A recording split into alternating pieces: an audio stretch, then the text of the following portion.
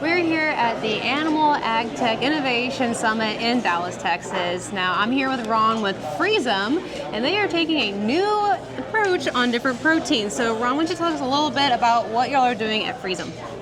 Okay, so FreezeM is all about insect breeding. Insects are starting to be the new alternative protein for the animal husbandry industry. And we are trying to simplify the process and make it an easy, simple thing for whoever wants to get into insect farming. So when we're talking about insect farming, at first I was also a little confused, but you're talking about utilizing this protein within the animal and livestock industry. So you talked a little bit about the poultry industry, you talked a little bit about oils and then a powder. Talk about the differences on the usages of these flies. Okay, so you have, out of this process of farming insects, you have three major outputs. As you mentioned, one of them is the protein and the oil, which are being used mainly for animal feed. It can be also, by the way, be used for human consumption. We don't say that here, no. Okay. No, but kidding. That's not the main purpose. And also, the additional output is sort of an organic compost. It's called frass in our language, which is being used as an organic fertilizer, and it improves soil health and output and yield of the products by means. So these are the three main outputs that are here. That's really interesting. And so one of the things that you were talking about is the life cycle and stage of which your company starts putting their hand in. So talk a little bit about how that process works and why producers or consumers should be interested in maybe being a part of this. Okay, so the life cycle of the black soldier fly has a certain stages. The first stage is, of course, the adult fly, which then lays eggs. The eggs turn into a baby larva, which we call neonates, and then they grow up into a larger larva. In nature, this larva cocoons and then turns into a fly again. In our industry, when they get to this certain size, the larva, then we harvest them, and this is where we turn them into a protein and oil, or sell them as whole, either as live larva, which is very good for poultry, an example, or dried for reptiles and pet industry.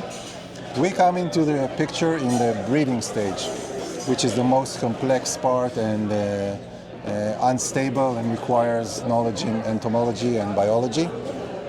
This is our specialty and expertise, and our claim to claim is that we can, in that stage, when the egg hatches into a neonate, which is maybe the most delicate part of the breeding, we can suspend their life growth and they can stay in that position for as much as 3 weeks, which enables us to deliver them and ship them all over the world, and also enable our customers to make their breeding obsolete. So if you want to get into this business, we can help you get into it with lower capex, lower opex, less infrastructure needs, but also you can concentrate on the rearing part, which is easier or less complex, right, and let us do all the hard work of the breeding.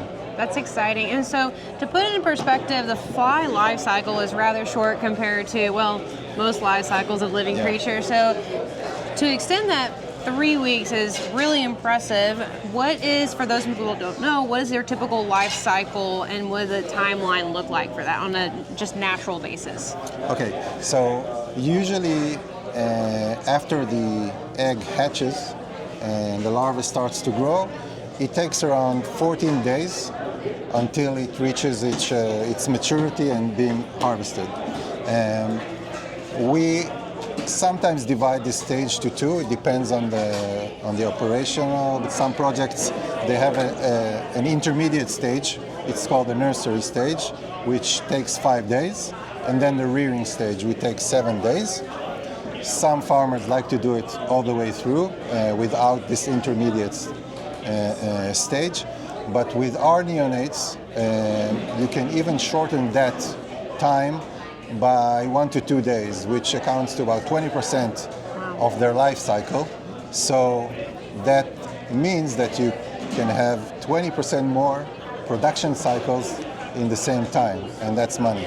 That's really impressive. So where do you see a technology such as FreezeM being implemented here in the United States and specifically in the livestock sector?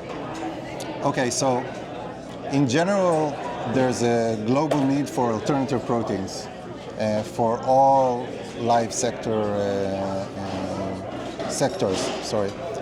But aquafeed is probably the next target, because fish rely on fish meal, which is an unsustainable alternative, and insect protein is a much better alternative.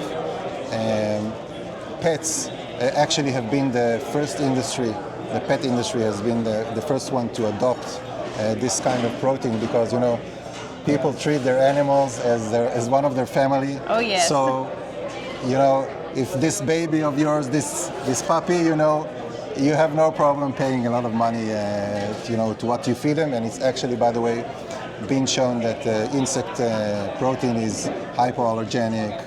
It improves their breath and a lot of other good stuff.